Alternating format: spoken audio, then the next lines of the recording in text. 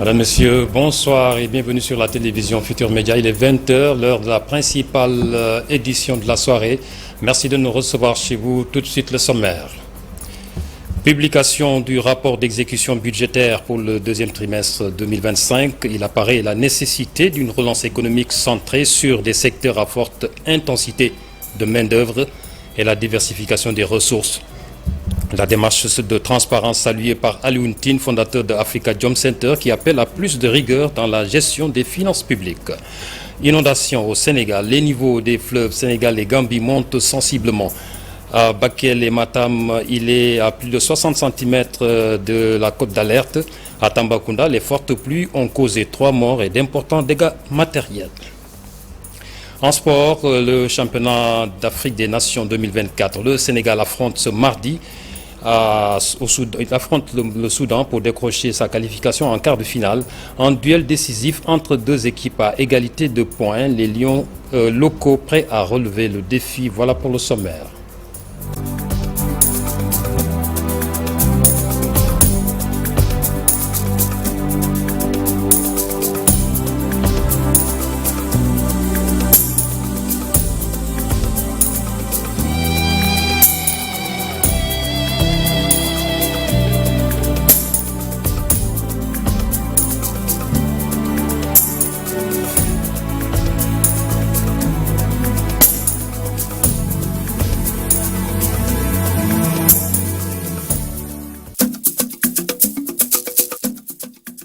Mais d'abord, l'Assemblée nationale qui a ouvert sa première session extraordinaire de l'année lors d'une session plénière présidée par le président de l'institution.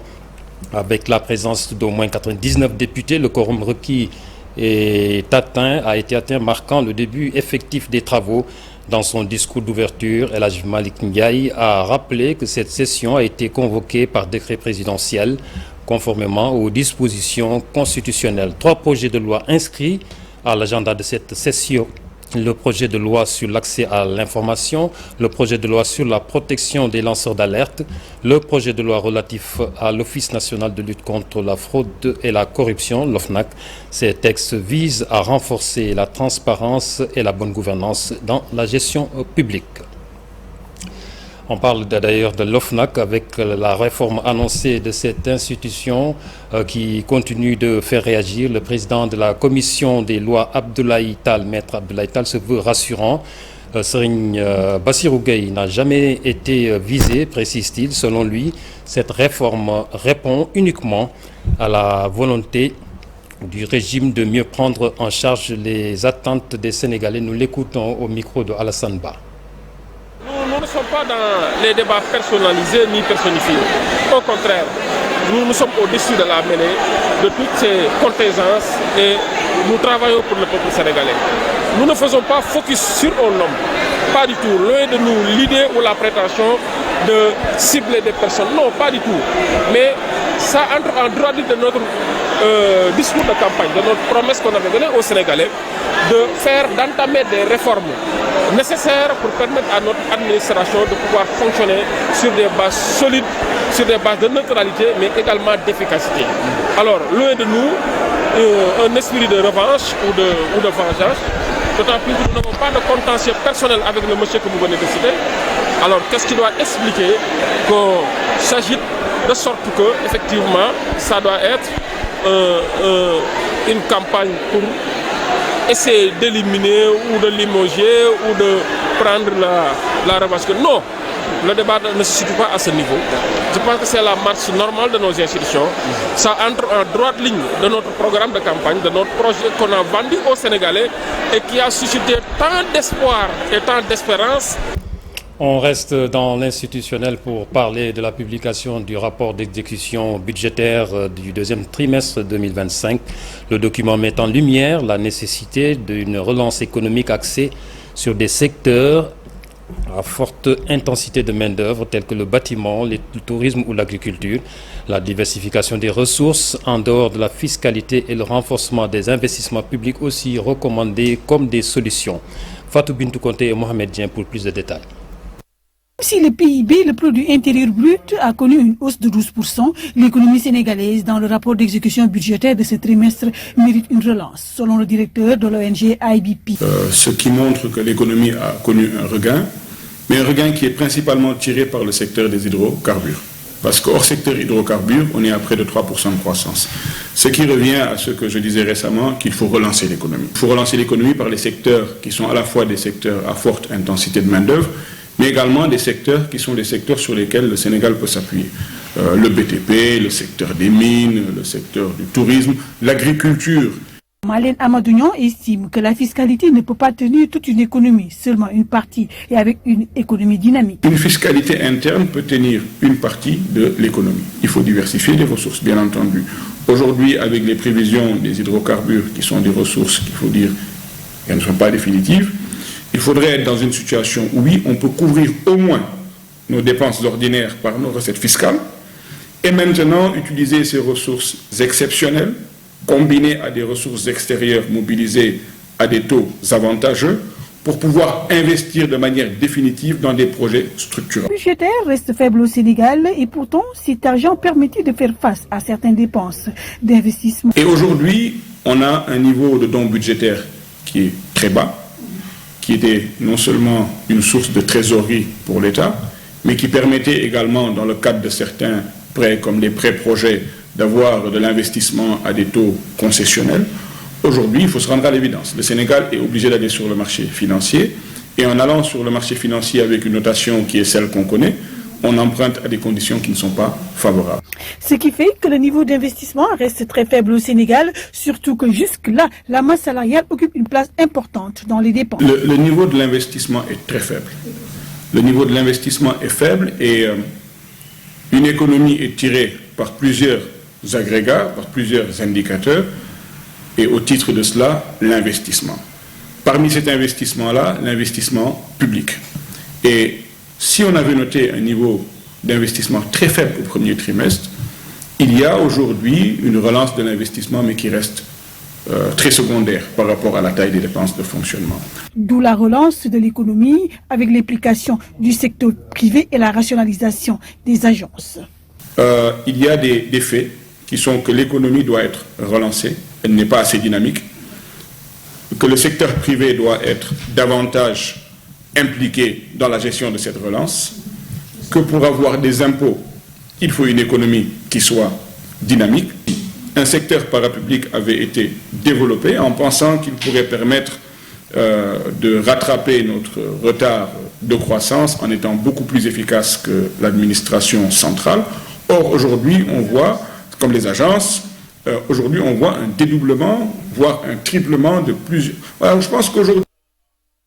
Fatou Bintou Konté, nous restons dans le même registre pour parler de Alioune Tine qui salue la démarche de transparence des nouvelles autorités avec la publication du rapport d'exécution budgétaire du deuxième trimestre de 2025. Il appelle toutefois à davantage de rigueur dans la gestion des finances publiques. Nous l'écoutons, il était l'invité de la matinale. Un rapport très clair qui donne à peu près tous les éléments. Et puis, bon, voilà, il y a le problème de la dette qui a été posé, qui est là.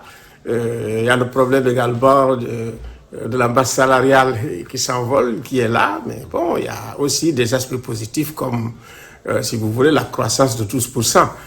Bon, je pense que c'est petit à petit que les choses vont évaluer. Ce qu'il y a, effectivement, qui manque dans le programme de redressement et qui se manifeste aussi dans le rapport, c'est le fait, effectivement, aussi, si vous voulez, des avoirs extérieurs.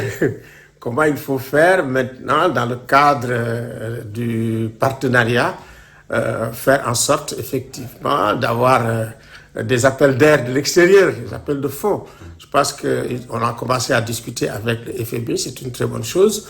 Je vois que de plus en plus aussi que le Premier ministre va aller à Paris dans le cadre d'une discussion interministérielle. Il ne faut pas oublier aussi que le FMI, quand même, les patrons, c'est les Français, hein, il faut le reconnaître. Ils ont le conseil d'administration, la présidence. Donc c'est important de parler avec les Français. Je vois que le président va au Japon. Je me dis, bon, petit à petit, bon, ça commence à s'ouvrir et je pense qu'ils vont finir par combler, je veux dire, ce gap. Moi, je suis vraiment confiant par rapport à l'évolution économique du pays, parce que ce pays a énormément de potentialité. Et ce n'est pas seulement les mines, mais également c'est les personnes. L'ambassade du Pakistan annonce le Pakistan Rice Road Show 2025, prévu à Dakar les 1er et 2 septembre prochains. C'est un événement attendu pour accueillir une délégation de 28 entreprises pakistanaises. L'objectif est de renforcer les liens commerciaux et contribuer à la sécurité alimentaire au Sénégal et en Afrique de l'Ouest. En prélude à cette rencontre, l'ambassadrice du Pakistan à Dakar, Salma Ayed, s'est exprimée devant la presse ce matin. Nous l'écoutons au micro de Alassane Ba et Moudi Diop. Le gouvernement pakistanais pour renforcer ses liens avec les marches de l'Afrique de l'Ouest pour leurs besoins en riz. Le permis de riz 2025 met en vedette une délégation de haut niveau des 28 entreprises pakistanaises d'exportation de riz de premier plan dirigées par le directeur général agro de la Autorité pakistanaise de développement du commerce TDAP. L'objectif de cette tournée régionale est de promouvoir les liens entre entreprises, de favoriser les partenariats commerciaux agricoles et de soutenir les initiatives de sécurité alimentaire en Afrique de l'Ouest grâce à un approvisionnement fiable en riz pakistanaise de haute qualité. Cet événement s'inscrit dans le cadre d'une initiative régionale plus large. Avant Dakar, la délégation du Pakistan Rice Roadshow 2025 se rendra au Ghana et en Côte d'Ivoire, et après on va arriver à Dakar. Et l'on reparle de ces fortes pluies qui se sont abattues à l'est du pays, notamment à Tambacounda, où on a enregistré 3 morts, des maisons submergées, des bâtiments effondrés et une montée inquiétante des eaux dans les fleuves Sénégal et Gambie. C'est le triste bilan des inondations qui frappent Tambacounda ces derniers jours. Une situation dramatique qui plonge les populations dans le désarroi. Écoutons ce récit de Mamadou Diouf. La région de Tambacounda a de nouveau été frappée de plein fouet par des intempéries d'une rare violence ces derniers jours. Des pluies diluviennes atteignant par endroits plus de 150 mm se sont abattues sur la ville, causant d'énormes dégâts. Le bilan de ces inondations est très lourd. 3 personnes ont perdu la vie. Il s'agit d'une femme âgée de 62 ans qui habitait au quartier Médina Koura. Elle a été piégée par les eaux en plein sommeil. Et 2 autres individus décédés à Koutiagaïdi, dans le département de Koumpentoum, suite à l'effondrement de leur chambre. Au-delà des pertes en vies humaines, les dégâts matériels sont incommensurables. Plusieurs maisons sont envahies par les eaux. Certains se sont même effondrés. Des biens mobiliers, du bétail et même les denrées alimentaires, tous emportés ou détruits par la force des eaux. Une situation qui a fini de plonger les populations de cette partie est du pays dans un grand désarroi. Autre chose à noter, c'est la montée fulgurante du niveau de l'eau au niveau des fleuves Sénégal et Gambie. Selon les rapports publiés par la Direction de la gestion et de la planification des ressources en eau, des crues peuvent bel et bien se produire dans les prochains jours. Tambacounda Amna Nopolukai, chantait le roi d'Imbalakh. Mais la situation qui sévit actuellement dans la région est loin de confirmer les paroles du chanteur.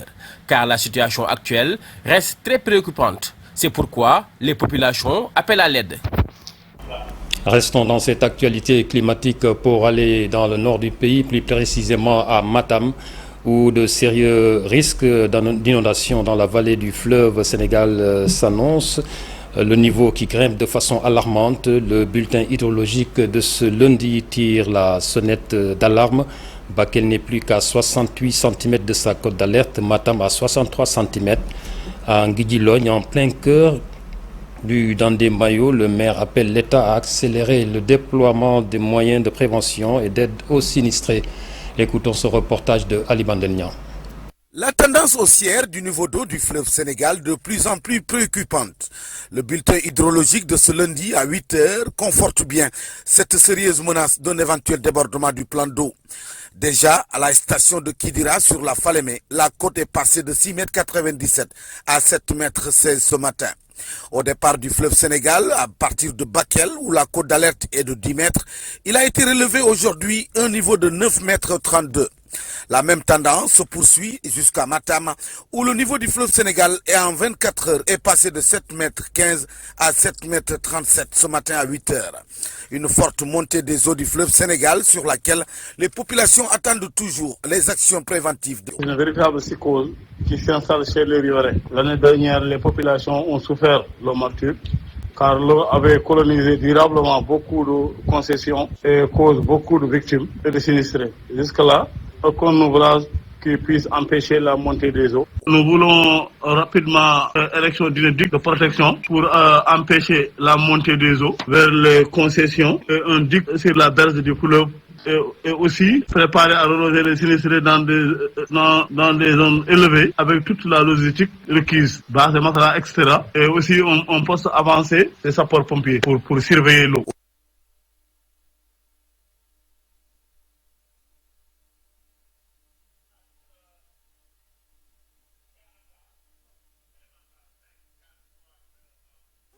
Toutes nos excuses pour ces petits problèmes techniques avec cet élément. Nous partons à Thiès pour parler d'insécurité qui s'installe durablement au marché central aux poissons, où les agressions se multiplient, les marailleurs excédés tirent la sonnette d'alarme.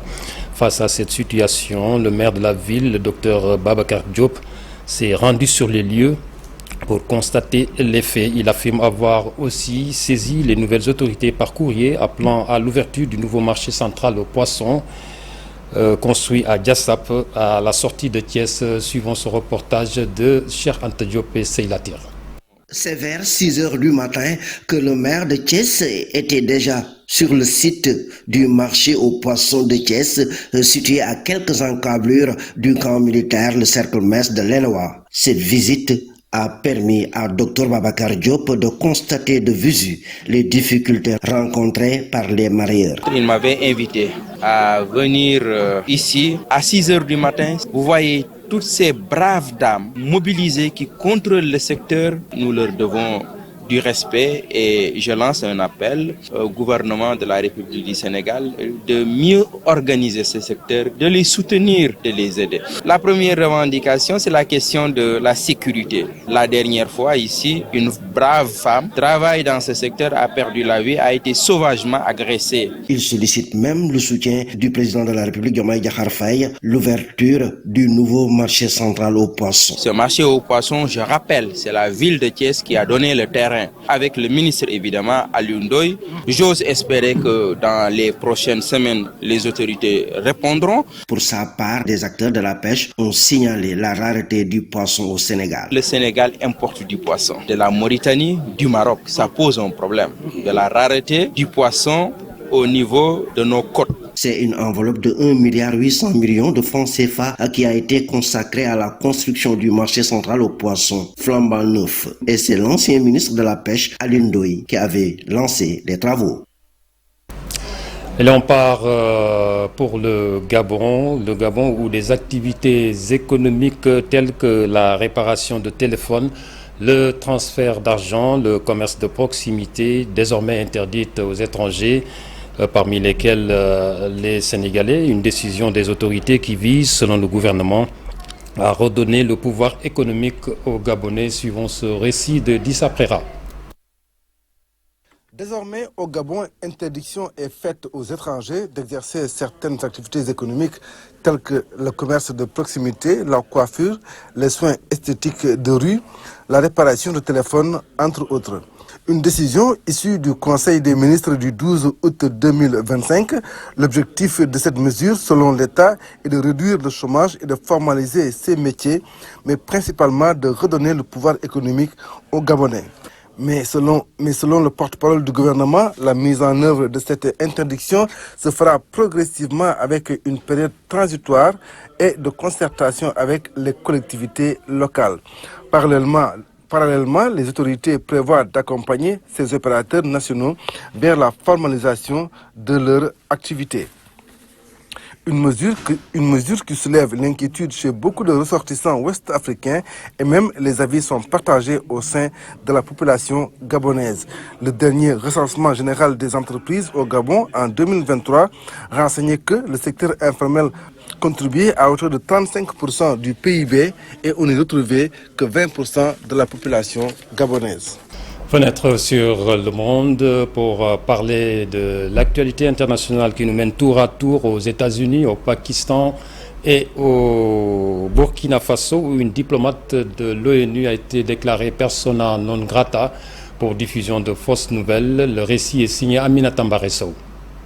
Au Burkina Faso, la coordonnatrice résidente de l'ONU déclarée persona non grata par la junte au pouvoir, elle est accusée par les militaires d'avoir véhiculé dans un rapport des informations graves et mensongères relatives à la situation des enfants et le conflit armé au Burkina Faso. Sa responsabilité est également pointée du doigt dans la publication et dans la coproduction d'un rapport compilant des données sans source objective, sans preuve ni justificatif, véhiculant des informations mensongères selon toujours les militaires au pouvoir. Tête-à-tête entre le président américain Donald Trump et le chef d'État ukrainien Volodymyr Zelensky. Au Pakistan, au moins 20 personnes ont été emportées lundi par des pluies torrentielles. Ce pays est ravagé ces derniers jours par une saison de moisson inhabituellement intense et meurtrière, ont rapporté à l'agence de presse française 2 hauts responsables locaux. Plusieurs villages ont été rasés de la carte dans certains districts du Pakistan. Le premier bilan de ces pluies torrentielles fait état d'au moins 20 morts. Et l'on en vient à la page des sports pour parler d'abord du championnat africain des nations 2024. Le Sénégal qui joue sa qualification pour les quarts de finale ce mardi à 17h face au Soudan. Les Lionceaux sont leaders du groupe D avec la meilleure attaque, un duel décisif entre 2 équipes à égalité de points, mais avec des ambitions bien distinctes. Les Lions, conscients de l'enjeu, se préparent à affronter un bloc bas et à faire le jeu pour arracher la qualification. Compte rendu de la conférence de presse d'avant-match, Chersadi Boudjara. L'enjeu est clair entre le Sénégal et le Soudan. Décrocher la première place du groupe D pour rester à Zanzibar, en Tanzanie, pour la suite du CHAN 2024. Mais il faudra aborder ce match-là avec beaucoup de sérénité, considérer ce match-là comme un match de 8e de finale. Ça résume tout. D'habitude, les matchs de 8e de finale demandent beaucoup de sérieux, beaucoup de concentration.